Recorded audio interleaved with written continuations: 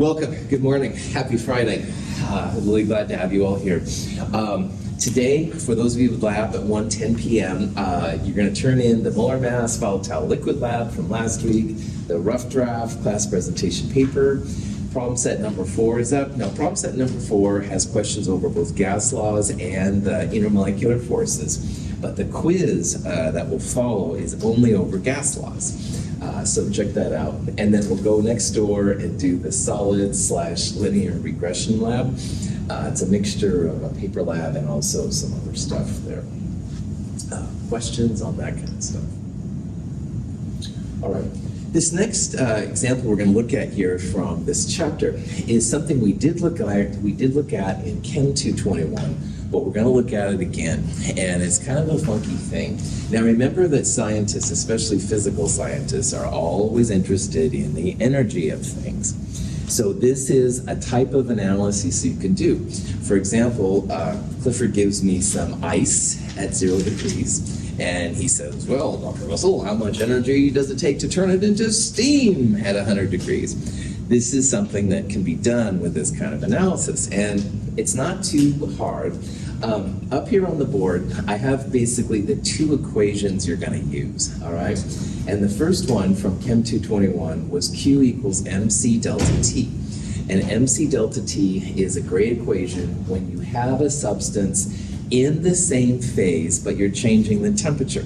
Now, phase sometimes makes people nervous, but all that means is you have just a solid. It's not going from a solid to a liquid, or you have just a liquid. The liquid's not turning into a gas. So same state, same phase is what you have. You will change the temperature. M is the mass, usually in grams. C is the heat capacity for the substance. Delta T is the temperature change. Delta always means final minus initial. And if you have a delta T, you can have a delta T in Celsius or Kelvin. The delta T will be the same value. So think about that. The second kind of equation is when you do have a change in phase or a change in state. So at this time now, you are turning the solid to a liquid, or you're turning the liquid to a gas. But there's no change in temperature at one of these kind of things. So the Q value here in Chem 221, I described it as a mass of something times a heat of something. And I use quotes on both of those. And I do it because the heats of something have different names. So there's heat of vaporization and heat of sublimation, and we'll talk about other ones today. The units of the heat will be different. So sometimes they're kilojoules per mole. Those are the ones that I usually prefer, honestly. But sometimes you'll see them in joules per gram. So the mass over here is also in quotes because you have to cancel whatever units your heat term is giving. So if the heat's giving you moles, then you'll have to turn your grams into moles. But if your heat is in joules per gram, then you can just use grams. Finally, as we go through these problems, it's always endothermic as you go solid to liquid and liquid to gas, all right? It always takes energy. You have to break the intermolecular forces of solids to make them liquid, and you have to destroy literally the intermolecular forces of a liquid to turn it into a gas. So those are always endothermic energies. It takes energy to make it happen. But the opposite processes are always exothermic. So if you go gases to liquids, liquids to solids, always exo. What's the sign on an endothermic transition? Positive, that's right. So if you do solids to liquids, liquids to gas, always positive transitions, always positive Qs. On the other hand, if you have an exothermic process, gas to liquid, liquid to solid, those will always be negative. You'll always get energy out as you go through that. So scientists will sometimes create a graph like this one right here. We've got temperature on the y-axis and the heat added, in this case, or subtracted, whatever, on the x-axis. This particular x-axis is kilojoules, same kind of thing.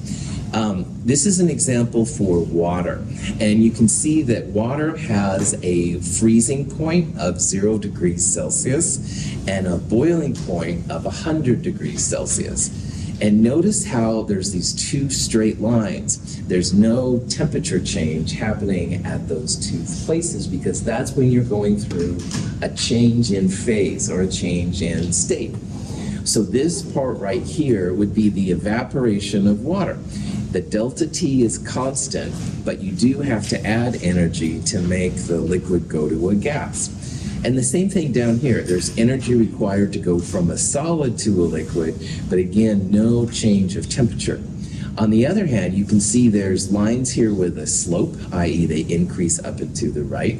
Because at these places now, we have liquid water, and you're heating the liquid water. Here you're heating the gas, the steam. And down here you would be heating the ice cubes, the ice solid stuff. So if you think about how this all works out, you can kind of make sense. Delta T, change of the y-axis, would be a Q equals MC delta T. But the straight lines things, those will be the mass of something times the heat of something. Questions on any of that? Okay, so let's do an example of how this works out. Let's say that we have 500 grams of ice, 500 grams exactly, and the ice is starting at 0 degrees Celsius. And we're curious here how much energy it takes to convert it to steam, which is gaseous water, at 100 degrees. Now along the way, we're going to need some different values. The only one I would like you to know is this one right here. That's the specific heat of liquid water. And we'll use that a lot, not only this term, but next term as well. 4.184 is one I want you to have ready. But all the other specific heats and all of these crazy heat values I would give you. So in this problem, we have the heat of fusion for ice. And this says that it takes 333 joules to convert 1 gram of ice to 1 gram of liquid. The heat of vaporization is the energy required to turn 1 gram of liquid water into 1 gram of steam, so 2260. Notice how vaporization is a lot bigger than fusion. There's a pretty big amount of energy required to break those intermolecular forces up. Going from a solid to a liquid does take energy, but it's not as much as taking it into a gas. So this is the kind of problem you can absolutely do. We're going to start with ice. We're going to end up with steam. Our final answer at the end, is it going to be a positive number or a negative number? Positive. Well done. That's right. We are going from a solid to a liquid to a gas. And those are always, and I don't say always that much, but I am here, always endothermic. Always going to be positive values. So if you happen to calculate something negative, you might want to look at your stuff. Now, if this was the opposite process, we would expect a negative number, exothermic values. But we've got endo here. This is kind of a graphic version of what we're going to do. We're first going to take the ice at 0 degrees and turn it into a liquid. And we're going to assume that the liquid and the ice are both at 0 degrees. That's because there's no change of temperature when you have these phase changes. Then we're going to add MC delta T to the 100 from 0 transition. Now that says that we have just liquid water, but we're heating it up. MC delta T is great when you want to change the temperature, but you're not changing liquids to gases and liquids to solids. And then finally, the third part here, we're going to take our liquid at 100 degrees and turn it into a gas at 100 degrees. So you can probably see what I'm doing here. I'm basically setting us up for a 3-part calculation. The first part is going to be a mass of something times the heat of something. We've got 500 grams. This is the heat for fusion, for melting something. So that'll be calculation number 1. And then calculation number 2, we're going to use MC delta T. The mass is the same, not changing that. Heat capacity 4.184. And delta T final minus initial will be 100 minus 0, 100.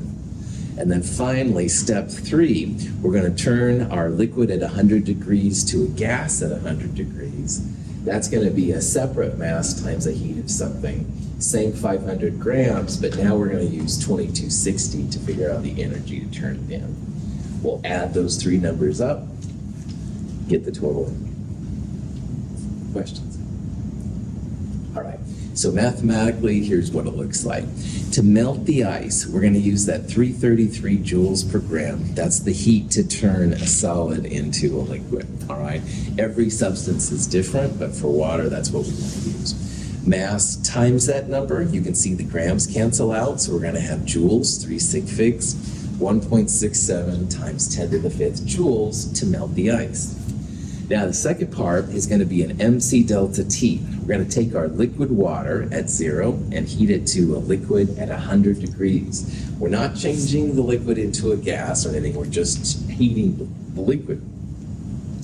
So MC delta T, a delta T in Celsius is the same magnitude as a delta T in Kelvin. So you can use either one.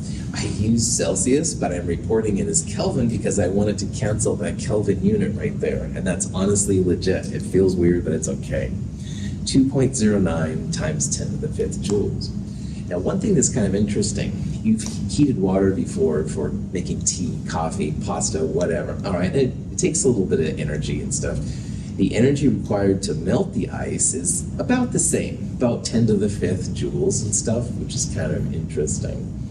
But this part is kind of interesting now. We're going to now take that liquid water and heat it up so much that it becomes a gas. And that's when we're going to use that heat of vaporization. That number was 2260 joules per gram, multiplying it by the mass, 1.13 times 10 to the 6th. So notice it's a whole order of magnitude larger to break those intermolecular forces than it was for either one of these transitions, all right?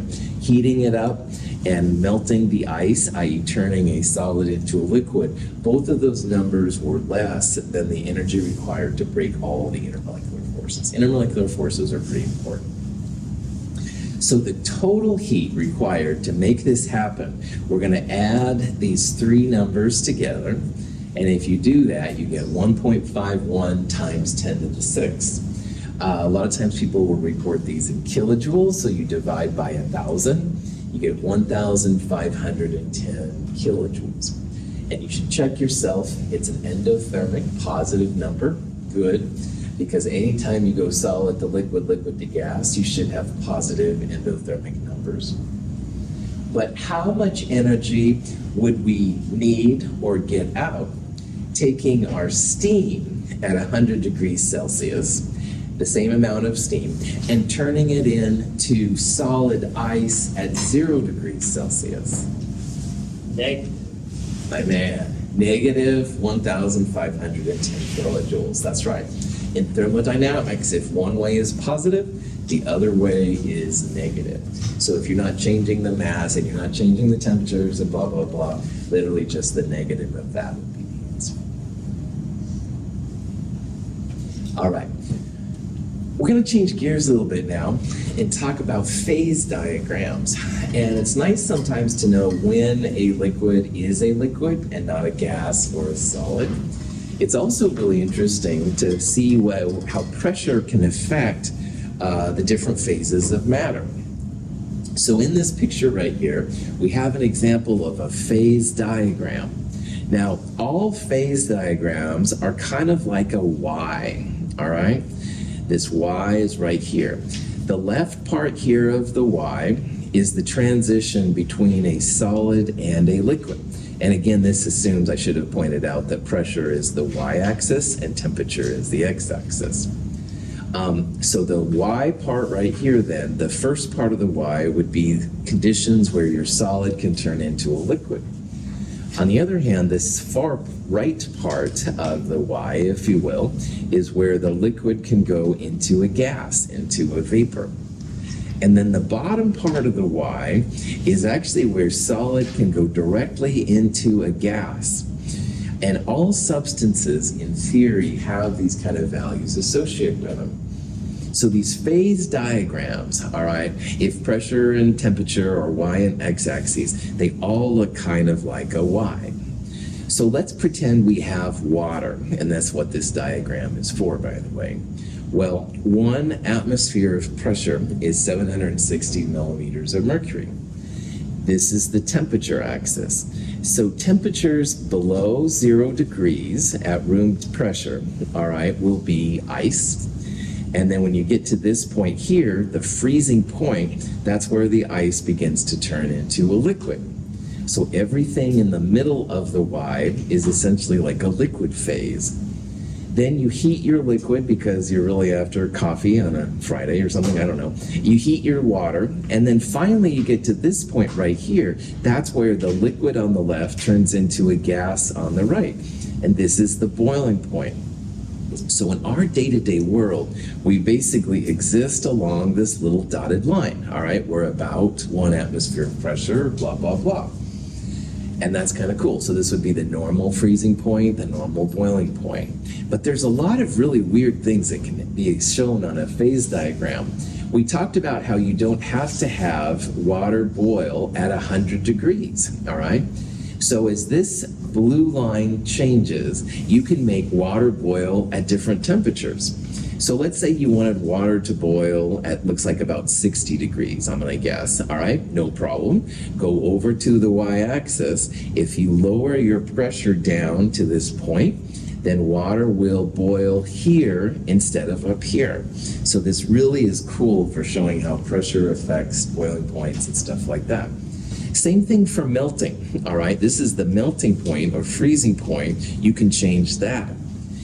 What's also really strange, and we're not used to this, is that water can go directly from a solid, over here in the left, to a gas. Now you have to have pretty cold temperatures. This is 0, for example, but more importantly, you have to have very, very low pressures. So this isn't something that normally happens for water. But what's really a trip is that all substances have what's called a triple point. And at the triple point, all 3 phases exist at the same time. So imagine you had a flask with liquid water, ice cubes, and steam. We'll talk about this in this next section. So phase diagrams give just really detailed values and instructions for how to turn one compound into another, how to change pressures and temperatures to get what you want. Very, very interesting. So a phase diagram is like a vapor pressure diagram, but with more detail, all right? And it lists all the temperature pressure conditions where you can make things happen. So you don't have to be limited to a boiling point of 100 Celsius or a freezing point of 0. You can change it. The lines themselves show the point where you have an equilibrium between the 2 phases. So at the right, exactly, for example, at 0 Celsius, if you're having liquid and you cool it down, it doesn't like instantly turn to ice, all right? You've got little ice form, but there's still some liquid. This shows the beginning point where you start to have more solid versus liquid. And the same thing for boiling. If you have your water on the stove and it starts to bubble, it doesn't instantly disappear and evaporate. You've got some liquid and some gas. So you're seeing where these things begin to happen. These are just little videos trying to really highlight here what's going on. All solids are pretty rigid. They have the strongest intermolecular forces. And so you can imagine that at any random point to the left of the Y, that's where you're going to have them solids. There is some movement, all right? As long as you're above 0 Kelvin, you will have the solids move a little bit, but the intermolecular forces are so strong, they're not gravitating too much towards anything. They're just kind of dancing in place, if you will. If you heat, though, your solid up, then you get to this part of the line, and that's the interface between a solid and a liquid. So in this animation, the solid is on the left, of course, and the liquid's on the right. This would be the freezing point. If you're at 1 atmosphere of pressure, the freezing point for water, as an example, is 0 Celsius. But you don't have to be in a diagram like this at 1 atmosphere. You could be lower, whatever, and stuff like that. But that's where your solid and liquids are both together. So here's an example of another phase diagram. This phase diagram is for oxygen. And oxygen, like water, like caffeine, like anything, in theory will have a phase diagram. Now, one thing that's really strange about phase diagrams, I want to take a moment and highlight, is that water had a phase diagram that was kind of like that. And oxygen, if you look at it, has a phase diagram which is more like this. These are both Y's, solid, liquid, gas, solid, liquid, gas. This one is water. This one is O2. Now, I haven't done the world's best job here, but in this question, I want you to focus on the solid-liquid line, all right? Water is an example of a compound where the solid-liquid line has a negative slope. A positive slope increases up. Sorry, it's a Friday. Sorry, G. Prop that back on. Solid liquid lines, the slope tells us something. This is a negative slope. It increases up and to the left. On the other hand, oxygen here, this isn't my best positive slope, but let me do a little better job. Let's say a little more like that. Positive slopes increase up and to the right. And you can actually tell what the more dense phase is, solid versus liquid. Now, we put an ice cube in Kaylin's drink right there, it's gonna float. Does that mean that, if we're assuming it's just water, does that mean that ice is more dense or liquid water is more dense? Liquid water, that's right, liquid water. On the other hand, most compounds, the solid phase is more dense than the liquid phase, all right? The slope of the line will tell you about your substance. Water has a negative slope, all right? And you can think about it like the liquid is pushing on the solid. The liquid is more dense than the solid. On the other hand, most compounds have a positive slope, like this one right here. You can think of the solid as pushing on the liquid. So positive slopes mean that the solid phase is more dense than the liquid phase. So what that means is that if you had liquid oxygen, and by the way, that's a contact explosive, it's really dangerous, but let's pretend you did, all right? Liquid oxygen, and you place a solid oxygen, quote unquote, ice cube in it, all right? The ice cube would sink to the bottom. The positive slope means that the solid phase is more dense than the liquid phase. On the other hand, water is one of the examples with a negative slope. The solid ice cube floats in the liquid water because liquid is more dense. So what this is saying, if the solid liquid slope is negative, which is what water had, the liquid phase is more dense. The one that pushes is the more dense. So you'd see like ice cubes floating in liquid water. But here in oxygen, with a positive solid liquid line, positive slope line, the solid phase is more dense. So in this case then, because the solid is pushing on the liquid, the solid phase is more dense. And you would actually see the ice cubes of oxygen sink to the bottom of a liquid oxygen bath. And most compounds are like oxygen. Water is one of the few that has the opposite. And I just point this out because I want you to realize how wild it is that oxygen, or water, which is all around us, I mean, we're so used to the ice cubes floating, you know, but actually that's a pretty rare phenomenon. You can always confirm it if you have a phase diagram. That's one of the things people use about these. Any questions? Here's the water phase diagram again. Again, look at the negative slope right there. And again, that shows that the liquid is pushing on the solid. Liquid is more dense than solid, so that's why the ice cubes float. But anyway, once you get to the liquids kind of move around. There's not that much interaction, but there is some. They hold on together. If you keep heating up your liquid though, then you get to the point where you begin to have the substance boil. And again, boil is like an instantaneous kind of process, but when it happens, you will have gas and liquid. By the way, next week's lab, we'll do some stuff with freezing, and we'll see how freezing works with some chemicals and stuff like that. But anyway, we've seen here the classic transitions. This is now the gas and stuff. Looks like my video isn't working. Sorry about that. But we're going gas, so, thanks for playing. Solid first, solid to liquid was next, then pure liquid, then liquid to gas transition, and then finally then the gas part right here. Now, there's more transitions though than what we're used to. And this is where I want you to kind of expand your consciousness a little bit. You can have a ice cube, solid water, become a gas in the right conditions, down here in the bottom of this Y. Now it's usually really low pressure, and that's why we're not used to seeing it.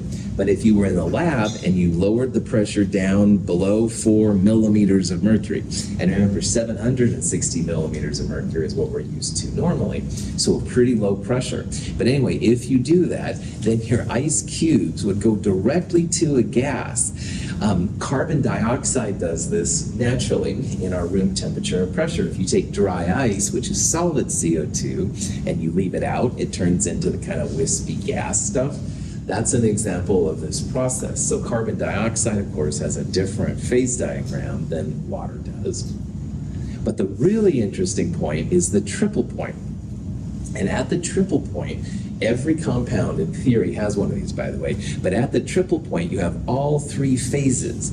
So you've got solid, liquid, and gas. I'll show you a video of, I think it's cyclohexane here in a little bit. But for water, the conditions are about 0 Celsius, 0.01, which is pretty close to 0, of course. And again, the pressure is really low, so that's why we're not used to seeing it. Okay. So here's another question. This is another phase diagram for oxygen, all right? And it says, what is the point labeled at a pressure of 2 millimeters of mercury, which is right there naturally, and a temperature of 54.34 called. And of course, as you know, that's the point where you have all three phases coexisting at the same time. It's the crux of that Y, the middle part. That's the triple point. This would be the normal boiling point because it's at 1 atmosphere. This would be the normal freezing point, all right? The triple point would be right here. Critical point would be higher, and a sublimation point is where a compound can go from a gas to a solid or vice versa, but it's not relevant. Triple points are really fascinating. Again, it seems almost science fiction, but it is something that's real. All compounds have a triple point. These are the values for water. Now, we've talked about already how the freezing point of water is 0 Celsius, the boiling point of water is 100 degrees. But again, that assumes you have 1 atmosphere of pressure, all right? And if you're not at 1 atmosphere of pressure, you can absolutely change those. But if you can get down to a pretty low pressure and almost 0 Celsius, then you can get to a point where water's at the triple point. This is a picture I just found on the internet. You can see the bubbles and the liquid, but there's also then like solid ice crystals forming, which is pretty crazy. This is cyclohexane, I believe. Notice the temperature and the pressure are very, very low. Whoops, what the heck? Oh, hold on, I seem to be having technical issues today. There we go. So you can see there's the liquid going to solid, like it's being frozen, and that's not. But what is really strange, this is a vacuum. They have a vacuum hooked up to this round bottom flask like we used last week. You see, it looks like it's almost a solid, but then here come bubbles, right? It's like, whoa. So you have liquid, bubbles, solid, it's just, wow. But anyway, all substances have this. For cyclohexane, it's a little bit more manageable. This would be 40 millimeters of mercury, still low pressure, but not as low as the one was for water. And of course, 6.3 Celsius is pretty cold. So, yeah. So is it boiling and freezing at the same time? So I would argue that this is a whole separate phenomenon. Gee, that's a good question. Like boiling is when a liquid goes to a gas, and freezing is when a solid goes to a liquid. So a triple point, you have like all three phases. So it's, if you want to be technical about it, it would be like both of them together. So it's like a whole another phenomenon and stuff that can occur. That's how I would think about it anyway. So Good question. Today's lab, for those of you who have lab today, will be a lot about the crystal structure of metals. And we haven't talked about solids very much yet, and this is going to be what we'll do here. Solids are really cool, and solids, of course, are around us all the time, super important. To talk about solids, like we did with gases and somewhat with liquids, we first need to describe what solids are all about. And believe it or not, if you think of all the solids known, there are two forms of solids that are really important to scientists and people in general. Crystalline solids is what we're going to talk about most of the time. And a crystalline solid is basically just a repeatable pattern of something. So you can see what's happening like as you go one to the other. There are a lot of solids that are amorphous, and they don't have repeating patterns. If you go dig out in the dirt out here and you just pick stuff up, more than likely it's going to be amorphous stuff. And amorphous stuffs are really cool. We're definitely putting our foot into geology here a little bit.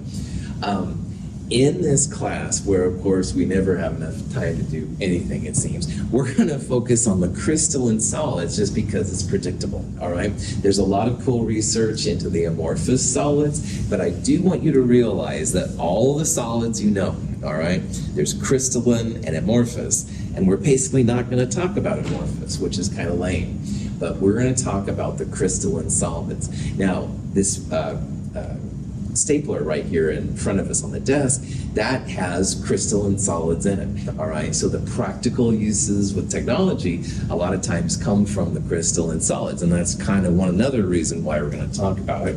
But there are lots of cool uses for amorphous solids. For example, if you've ever used a kiln with clay, you're using amorphous solids. That would be my thing. But anyway, of the crystalline solids, they're repeatable patterns. So scientists will break these crystalline solids down into small, usually little units that go on and on and on, and they call them the crystal lattice. And crystal lattices have the strongest intermolecular forces of all the ones we've looked at so far. They're stronger than the ion dipoles and hydrogen bonds. You can have hydrogen bonds within the crystalline lattice too, but we would generally say that solids have stronger intermolecular forces than the liquids. Solids are very highly ordered when they're crystalline. They're rigid, they're incompressible, all that kind of stuff. You can define a unit cell, the smallest part of a thing that repeats, in many different ways. So this is some kind of ionic compound, all right? We'll say that the black ones are the cations and the white ones are the anions, whatever. Notice how this would be one way to define a unit cell. Like you've got a big white one in the middle and the black one's on the outside. But you could also do it like this. You could have a black one on the inside and the white one's on the outside. So when you're a chemist studying a solid, a crystalline solid, you have to make very clear with your collaborators what kind of unit cell you're using. And there are certainly different ways to do it. These ones, the math would be easier because they're cubes, all right? Length, width, and height, all the same, 90-degree angles. This kind of math is totally stuff you could do, but you'd have to think about the angles, different lengths and stuff, so. These are the 7 types of crystalline lattices that exist, all right, the Brevis lattices. And they're very, very interesting. These are little pictures I found one time. I used to use orthorhombic crystalline cells in my research, for example. But in Chem 222, we're only going to look at the simplest ones, I'll be honest, which are called cubic or isometric. And the reason we're using those is because all of the angles are 90 degrees and all of the lengths of the cubes are the same. So it makes the math easier, blah, blah, blah. But I do want to point out the limitations of this lecture, all right? Of all the solids known, we're only looking at crystalline ones. And then of all the crystalline ones, we're only looking at the simplest ones, the cubic. So there's a lot more to this field, of course, than we're letting it on. But this will give you a taste as to how this all works out and stuff. So these are just some pictures of different minerals that form these kind of things. It's kind of cool. And again, I'm going to defer to the geologists in the room more about these kind of things. But there's some really cool kind of applications that we'll talk about. Okay, so let's look at our cubic isometric unit cell. And why we're doing that is, again, because all the lengths of the cubes are the same. So A, B, and C are all the same. And the angles that are used to describe them are all 90 degrees. And it just makes our world a little bit easier. The other ones would have maybe a C that was longer than B and A, or maybe A, B, and C were all different, all right? Or the angles were 90 degrees. And again, it's all stuff you can do. It just takes a little bit more thinking power. So when it comes to these cubic unit cells, there's actually 3 types of these as well. And we're going to talk about these in considerable detail. The first kind is called a simple cubic, SC. And if you look at this carefully, each corner of the cubes are 3 dimensions, all right? Each corner of the cube has an atom in it.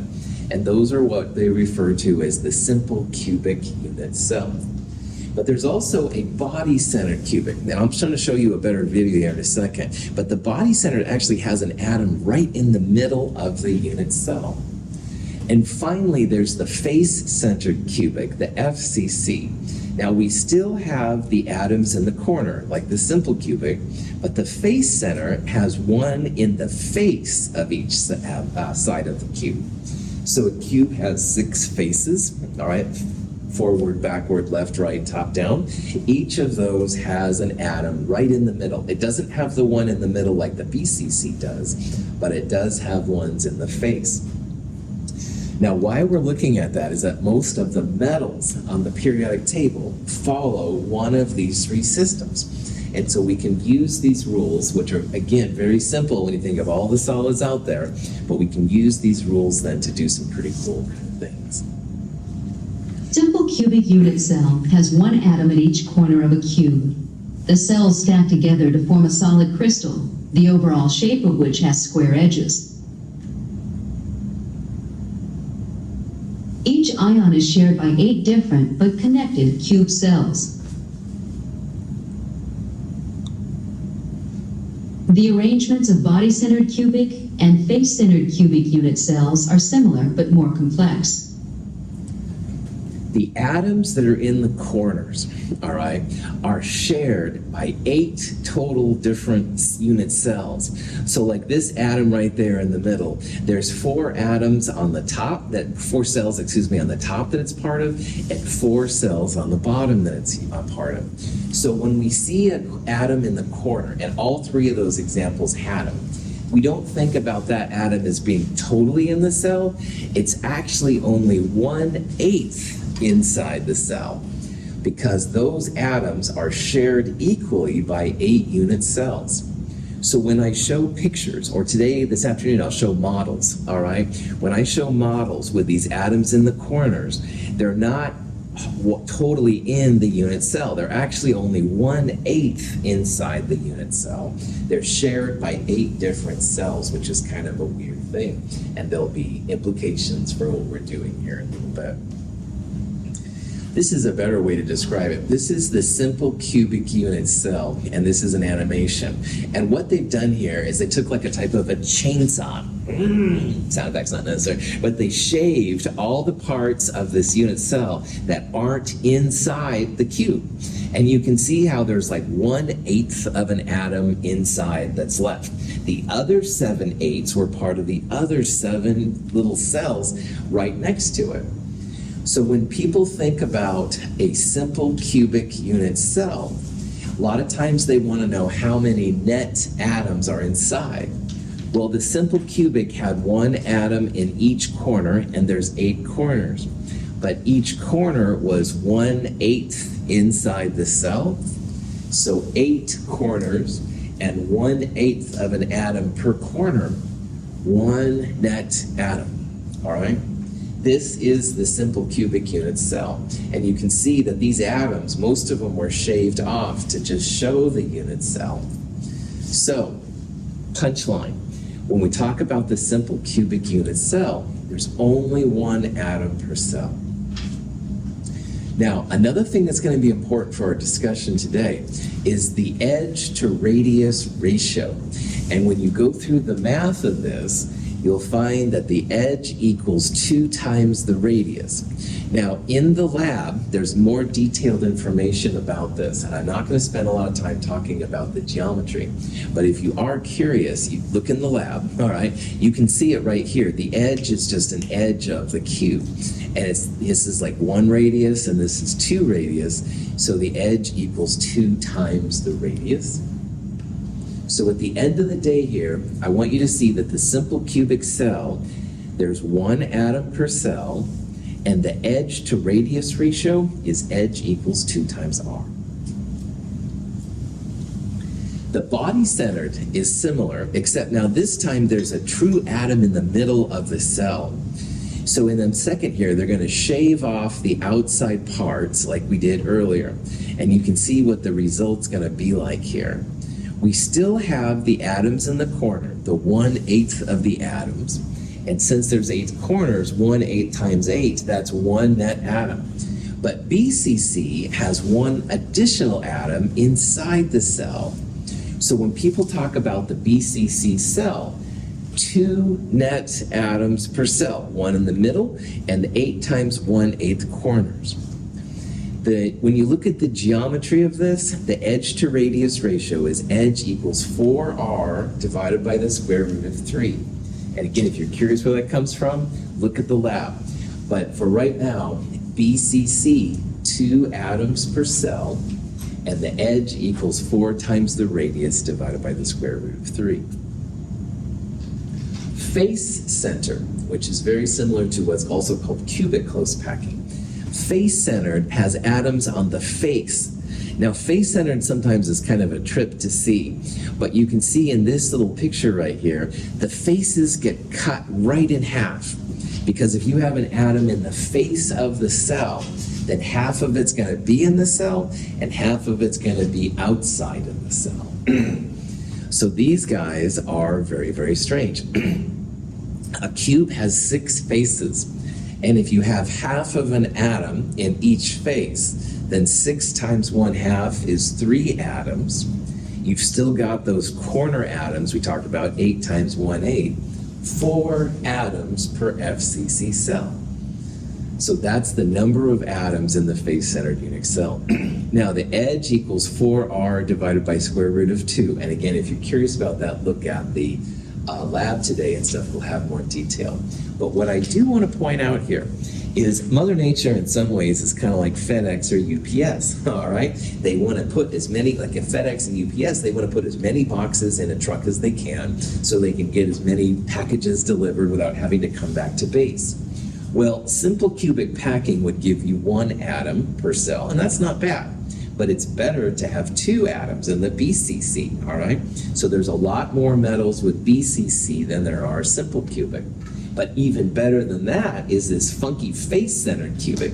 Face-centered cubic, you get 4 atoms per cell. So there's a lot more metals with FCC than there are BCC.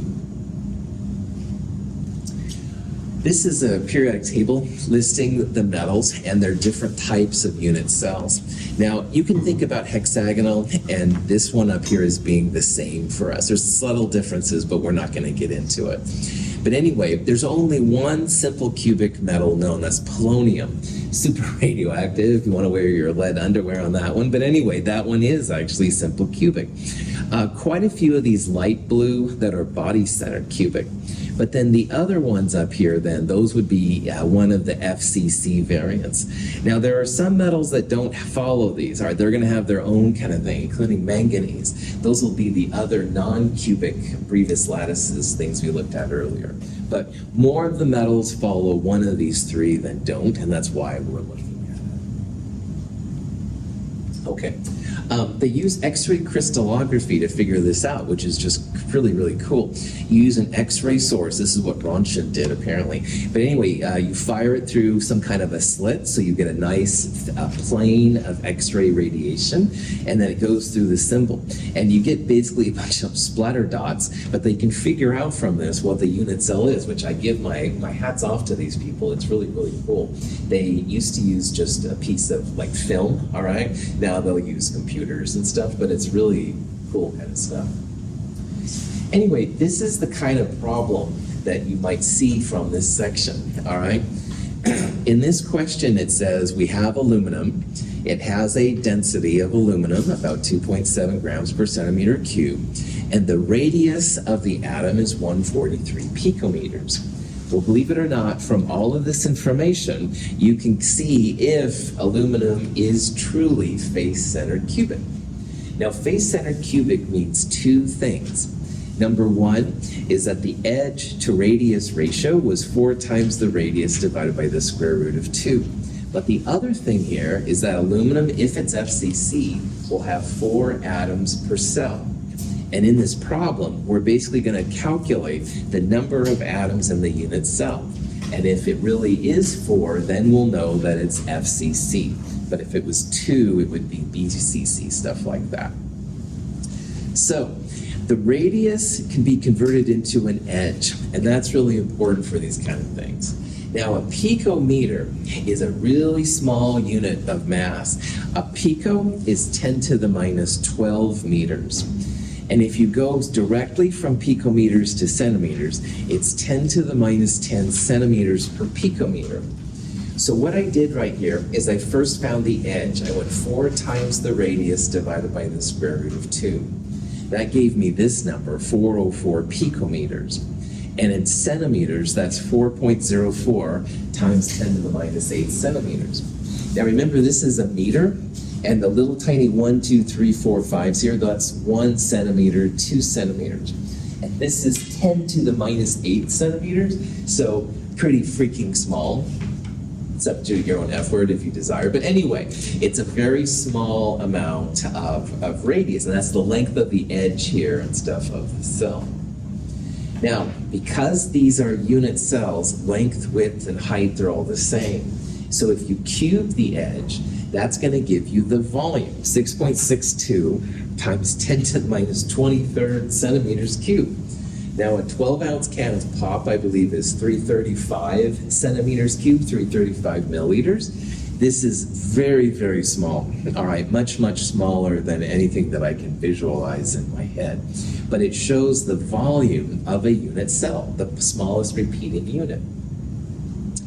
If you take the volume and the density, you can find the mass of the unit cell, because density applies to crystalline structures really nice. It doesn't apply to amorphous solids very well at all.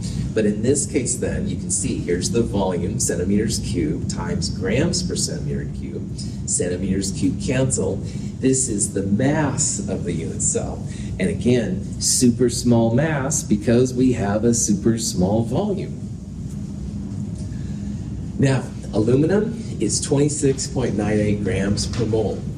And if you use Avogadro's number, notice how the moles cancel out. So 4.480 times 10 to the minus 23rd, which is what I got by taking this and dividing it by Avogadro's, is the mass of one atom, which is a weird kind of a thing that probably only chemists get excited about, but it does show you that that's the smallest amount of aluminum that you can get. And why that's important, this was the grams per unit cell we calculated on the last part. And if an atom is 4.480 times 10 to the minus 23rd, well, notice here how the grams cancel. We're left with atoms per cell, 3.99 rounded up, 4 atoms per cell. So it's FCC. So this is one way to verify that what you're doing. Now, there's a method to the madness we just went through, and I'm going to show you and talk about it in lab today. Question? So real fast, there are other types of crystalline solids, ionic ones we used to talk about, that there's metallic, Lots of things, diamonds, graphite and stuff, all these things exist for it. Again, this is pretty lame overview of solids, but hopefully you get the idea that there's lots of stuff you can do. But that's it for chapter 10. And starting on Monday, we'll start talking about solutions, which is probably the most important of all the phases and stuff we're talking about. We'll talk more about the solids today in lab. Have a great day.